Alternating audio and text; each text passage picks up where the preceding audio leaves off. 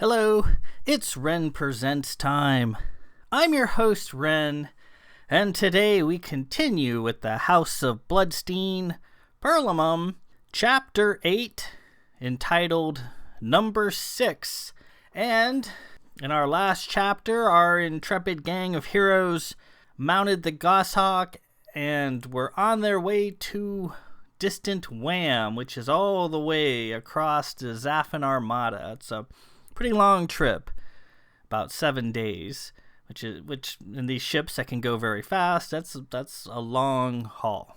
Sam immediately got sick, was powering through her medications. They determined that her status as an Anuian monoma was very deleterious to her health and space, as Anuians depend on Cana for much of their vitality, and that the medications she was taking was based on a much smaller Konox monoma, which just was not sufficient for her size and weight. They determined that the planet Xandarr was nearby, and they should land, give Sam time to recuperate. If she's on an alien world, as long as she's on the ground, she recovers a little bit. She doesn't get all her abilities back, but at least she's not in danger of dying. But a problem with Xandarr is the woman named Number 6 lives on Xandarr, who was a former rival for her husband Lord Cable's attentions. Sam was dead. She wasn't on vacation. She wasn't on a sabbatical. She was passed away in her tomb.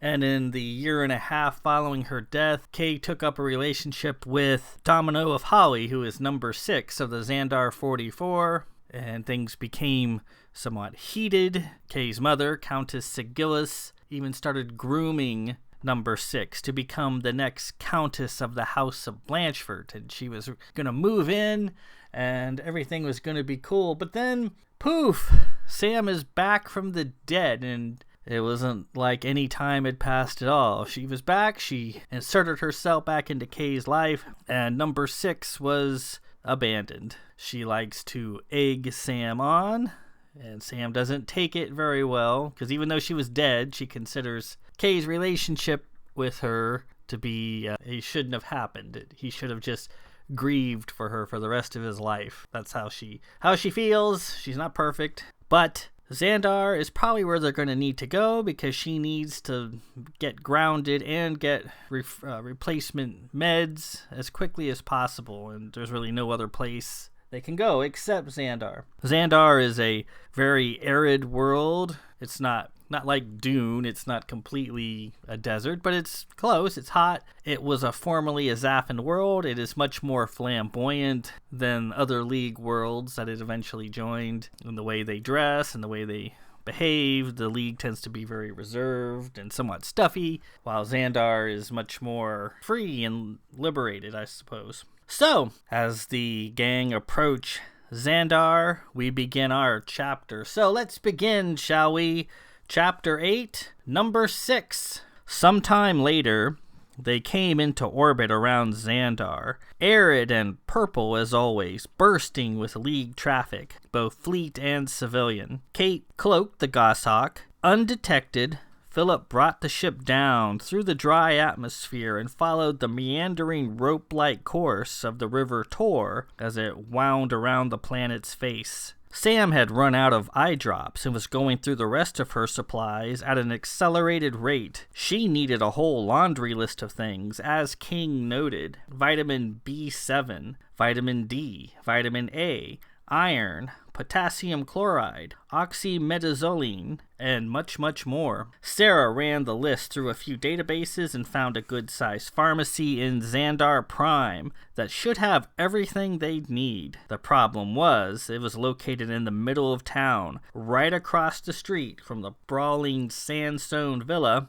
used by the Xandarr 44 as their home base and clubhouse. Number 6's stomping grounds. Under cloak, Philip brought the ship down west of the city near the banks of the Tor. Kay's abilities with the cloak had grown to the point that he could now create simple illusions with it. He couldn't do facial features as of yet, but he could do fabrics and textures quite well. "Okay, Sam, we'll be right back," Sarah said as they hopped out. "King, let's go. You're leading the way. Let's go." He fluttered out of the ship, and they followed him into the city wearing cloaked clothing provided by Kay. Blind and rather weak, feeling miserable and wearing her weakness bung, Sam sat by Kay's side and curled up, eventually managing to drift into uneasy sleep yet again. The holo terminal came on by itself and flashed, indicating a message awaited. Curious, and without disturbing Sam, Kay took the message. It was from Wilhella Cormand-Grande, the Black Hat Games Master.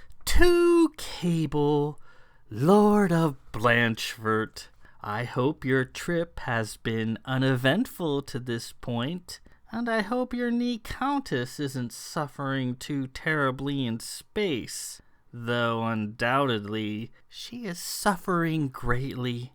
I've taken the liberty of informing my friend Domino of Holly, otherwise known as Number 6 of the Xandarr 44, of your arrival on Xandarr, and of your cloaked location west of the city near the riverbank. I expect her to pay you a visit any time. No need to thank me. Bye-bye. Wilhella Cormand-Grande. P.S. You best hurry to my temple. There are others seeking the pieces as well. You might have to get in line. You might have to kill them." What in the name of creation? Kay had to admit that Wilhella certainly had a knack for being well-informed and rather inconvenient in her timing. Her access to technology must be incredible, or her spy network must be extensive in order to be so up-to-date on their movements so far from Wham. And who are these others Wilhella mentioned? The Wonderlucks, perhaps? Kay's blood boiled at the thought of them. The Goshawk was perched on a bluff west of the city, well out of the way of the usual foot traffic. Down below, he spied the quaint, bustling city of Xandarr Prime and the ornate, turnipy mass of Xandarr Keep, rising in the distance and basking in the purple haze. Very nice place to visit, and the king and queen were always gracious hosts. The rather warm, dry weather was also much to Sam's liking. She could remove her Snugs medallion without fear, put on a pair of nice sandals, and wear Xandarr veils, which she looked very good in, and wring her hair as the locals did. Too bad Number 6 made things rough and spoiled the whole place. He had never told Sam that while she was in her tomb on Dead Hill, and he was lost in grief and madness, he had went to Number 6 for solace, and shared her bed several times. In fact, of all the various hands lifted in his direction, Number 6 had been a favorite of his mother's, such that she had planned on moving into Castle Blanchfort with Kay to share his tower and his bed. Number 6 could have easily been the knee Countess of Blanchfort, and not Sam. But then there was Sam again, back from the dead, front and center in Kay's life, and there was Number 6, tossed aside and spurned. She didn't take it well. She wasn't used to such things and had antagonized Sam ever since. He let his sight go, zooming in on the city at the bottom of the bluff, at the lacy buildings and dusty streets, clogged with robed merchants selling colorful streaks of fruits and fine cloth to assorted visitors from all over. He spotted Sarah and Philip pushing their way through the crowds, following King. Of course, Sarah, easily distracted as always, stopped and put her nose into everything that caught her eye. A merchant selling fabulous rugs captured her attention. She browsed through his shop as Philip and King waited. "Keep moving, will you?" Kay thought. King came down and gave her a good peck, encouraging her to continue. She moved ahead a few paces and then got distracted again at a fruit stand. Oh, this could take some time. It didn't take long for Kay to spot members of the Xandarr 44 roaming around the city. They were all small, veiled ladies, well known for being flamboyant and outlandish, even by Xandarr standards. The telltale numbered charms in the shape of a seal they wore about their necks and their shadow marks made them unmistakable. They wore colorful bits of Xandarr clothing in greater and lesser quantities. Some, as they wandered among the people, didn't even bother wearing clothes, except for their ubiquitous charms, which they never removed. He picked out number 12, number 16, number 4, number 37, and number 20 right off the bat. He'd love to say hello to number 15, browsing through the marketplace with a shopping basket on her arm. Nana Bass of Wham was a rather sweet person and surprisingly shy for one of the 44. Was very fond of her. He turned his attention to 1000 Carahill Park outside of the city near the Tor. The elemental spirit Carahill was a big celebrity on Xandarr. Along the riverbank, they'd built a lovely tree-lined park in his honor, featuring 1000 statues of Carahill of varying sizes and styles. Some statues were small enough to fit in the palm of the hand, while others were gigantic. People roamed the park, taking in the sights and trying to curry favor with the benevolent little god whom everybody loved. Deep within the park, Kay saw number 7 having lunch under the flippers of a huge Carahill statue, while number 34 sat naked by the river. Fortunately, he didn't see number 6 running around in the throngs of the city or the park, which was good, because Sam truly hated her. In her current condition, Sam didn't need to be getting worked up. He turned his attention to the Xandarr 44's villa. There it was, 5 stories tall, terraced and iron-railed, sprawling with enough space for all 44 members to have a spacious room and a terrace paved with blue mosaic tiles all to themselves. Number 44 sat on her terrace reading, and number 9 slept in her room. Still no sign of number 6. Her terrace, room, and her bed, which he knew all too well, on the eastern face of the villa, was tidy and unoccupied. Another hollow male came in and blinked in an ominous fashion. "What now, Wilhella?" Full of dread, Kay answered. Sure enough, it was from Wilhella. "Knock, knock."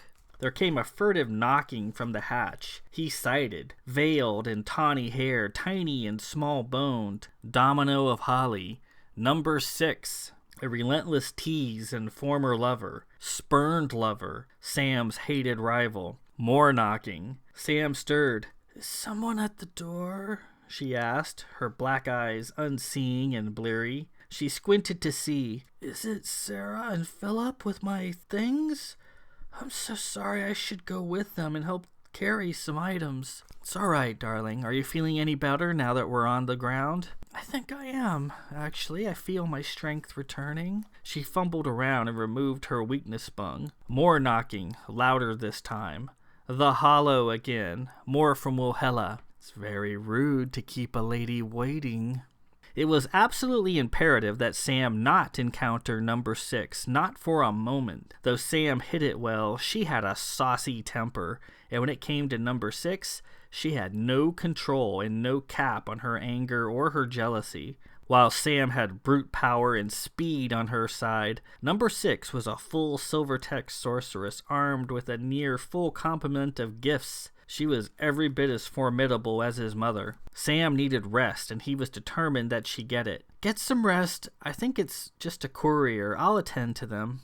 "Oh, no, I need to get up and help with all the supplies they brought. And for my trunk, it's my stuff, after all." No, darling, I'll take care of it. You get some rest." He kissed her and covered Sam with a blanket. She tried to protest, but then quickly faded back into shallow sleep. He pulled himself free of her embrace and stood. Another hollow male. "Don't lie to your wife." "Go ahead, Lord Cable. Open the hatch. I dare you." Wilhella Cormand-Grande was proving to be a potent nuisance. More pounding from the hatch. Kay couldn't see any good way out of this. He quickly wafted outside into the purplish heat of the afternoon. Number 6 stood by the hatch. The cloak Kay had lifted was gone, dropped by number 6. The goshawk was plain to be seen. "Hello, Dom." She turned from the hatch. She was a tiny yet buxom woman with long brown hair. Her naked, plainly seen body under her top coat of veils was typical of the Xandarr fashion. She studied Kay and smiled. "I just received this, Kay," she said, holding up a smoking Shadowtech parchment. She took a step toward him. The gold chain around her bare ankle jingled. "My old friend, Wilhella Cormand-Grande of Wham, has informed me that you were on Xandarr. Were you going to hide from me, Kay? Were you not going to say hello?" "Dom, I'm here on official business. We are trustees of Lady Cressania of Bloodstein and are questing for her perlamum pieces. Wilhella Cormand-Grande, as games master, has hid them." "I see. I'd heard she was up to something." Number 6 looked at the Goshawk's hatch. "Where's your wife?" "Inside the ship. She's not feeling well, is not up to seeing visitors." Number 6 burst into a smile. "Well then, it's fortunate for you, Kay. I'm free for lunch. Come now. You may bag something succulent for your wife and bring it back to her later, once we've finished." She held her ringed arm out, and reluctantly Kay took it. He turned back to the ship and sighted. Sam was out, sleeping on the couch in the ship under a blanket, but more peacefully this time. It was best to get Sam away from Number 6. They went down the dusty bluff and fell into the teeming mass of the city. Number 6 pointed out a terrace cafe she was fond of, and they sat down to eat the savory fare Xandarr was famous for.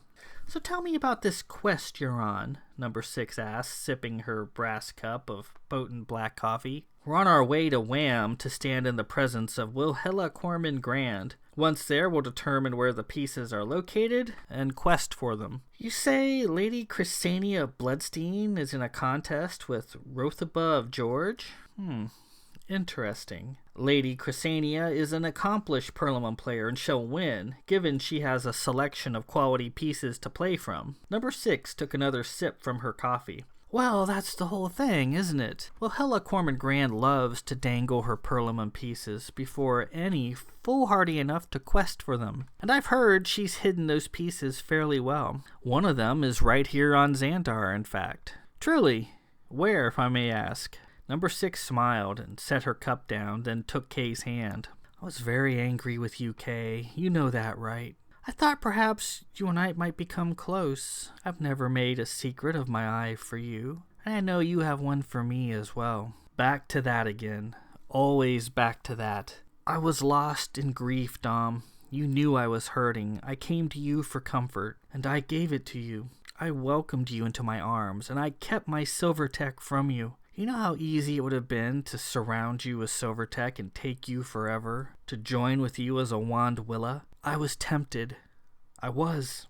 I'm sorry, Dom. I was grieving for Sam, and then she was returned to me.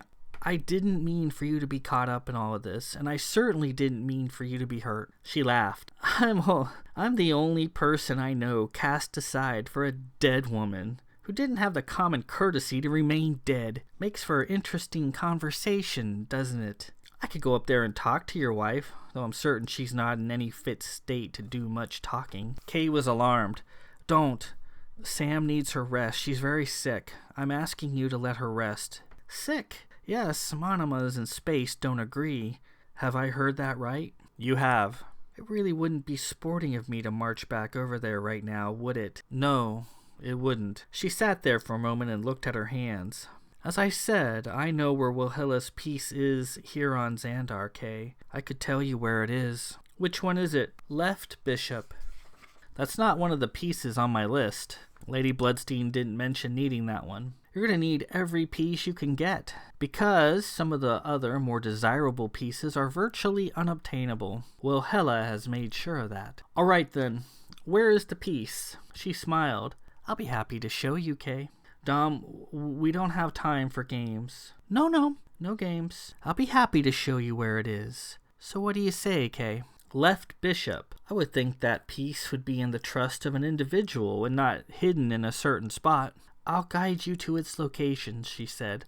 "No tricks, I promise. Shall we go?" Kay thought about it. "Will you promise to behave and not antagonize my wife?" "I promise. It wouldn't exactly be fair right now, would it? You have my word. I'll play nice if she does." "All right.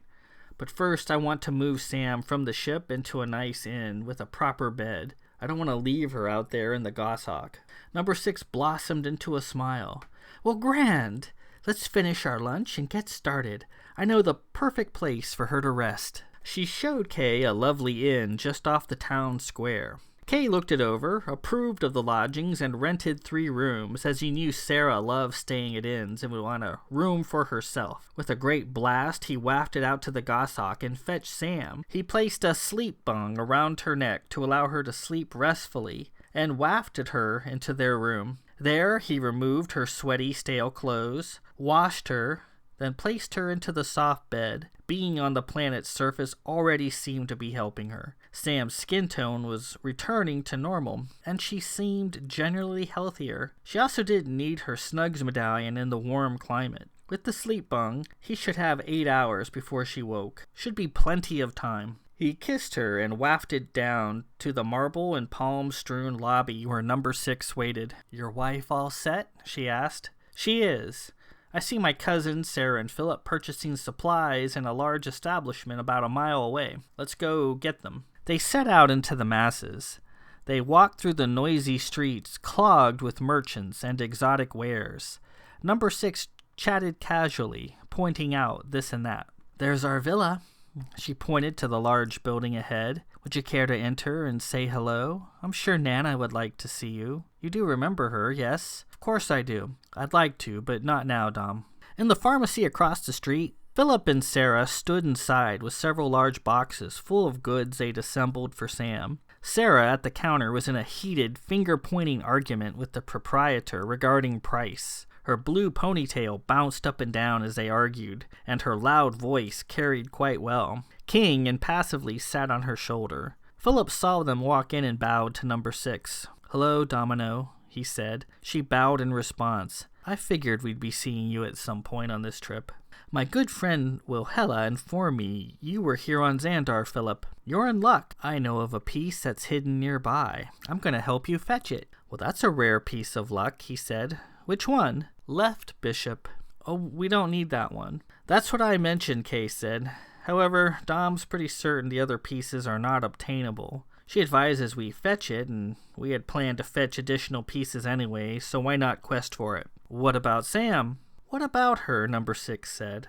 "I promise I'll not misbehave. Sam is safe and sound in an inn where I rented a room. I wanted her to have a good, cleansing sleep. She's already looking better. Back to her old pale self again." Philip thought about it and was clearly certain this wouldn't end up well. "Who has the left bishop?" "It's not far," number 6 responded. He nodded and stayed quiet. Kay, impatient with Sarah's wrangling with the shopkeeper, yelled, "Sarah, quit arguing with the man and pay him, will you please?" "Kay, this man is a thief," she yelled back. "King, get over here." She saw number 6 standing there and deflated a bit. "Oh, creation! It's her!" Number 6 laughed. "I'm happy to see you too, Lady Sarah." He paid the merchant, and they hauled everything out into the street. There was quite a bit to carry. Sarah, using her gift of strength, took the largest boxes. "These goods are all for your wife?" number 6 asked. "I could create a Silvertech cart to manage this considerable load if you like,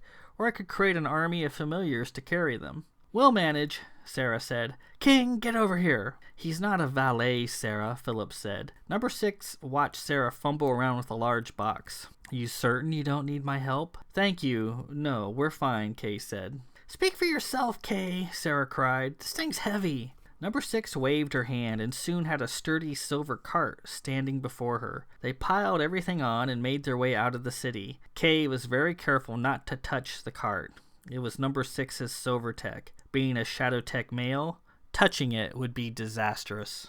Dusk descended on Xandarr, and the sky changed into its usual cranberry starry veil for night. They approached the goshawk and loaded their purchases into the small cargo bay. "Where's Sam?" Sarah asked, concerned. "She's safe and sound in bed at an inn. I already told you that, but you were too busy arguing with the merchant to hear me." "An inn? Did you get a room for me, too?" "Yes. I would like for King to watch over her while she sleeps." "We might need him," Sarah said. "Sam's need is greater. King, please look after Sam." King silently complied and winged his way across the city, following his arcane homing skills. "Feel better?" Sarah asked. I do. Cool.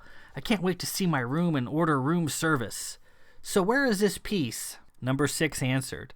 To the west, in God's temple. Philip thought about it. God's temple is 3,000 miles journey from here, correct? That's about right, yes, number 6 agreed. I thought you said it wasn't far, Kay asked. Relatively speaking, number 6 said. And with that, we conclude Chapter 8, Number 6. They arrive on Xandarr and go to Xandarr Prime, trying to keep a low brow, but Wilhella Cormand-Grande has a lot of technological means to determine where they are and what they're doing. She seems to be aware of their every movement and was a general nuisance, as we saw with the hollow mails that she kept sending them. Number 6 is gracious enough, but still pretty salty about the whole thing with Kay and Sam. I wonder what her true motives are in this case. And again, she claims to know the positioning of the left bishop, but those are usually entrusted to a person. So I wonder how she knows about the left bishop. We will find out in the next chapter, Chapter 9, which is known as God's Temple. And God's Temple it's a fixture in my League of Elder stories. It's a temple by the River Tor, although very distant into the desert. And inside of it are statues of various gods, and they look like men, they look like women, children, they look like animals, they can look like machines, like insects, like protoplasmic things, they can be geometric shapes, what have you. They come in all shapes and sizes, and they're all inside this temple, God's temple. You go there, and you pay a fee to the stewards of the temple, a donation, basically.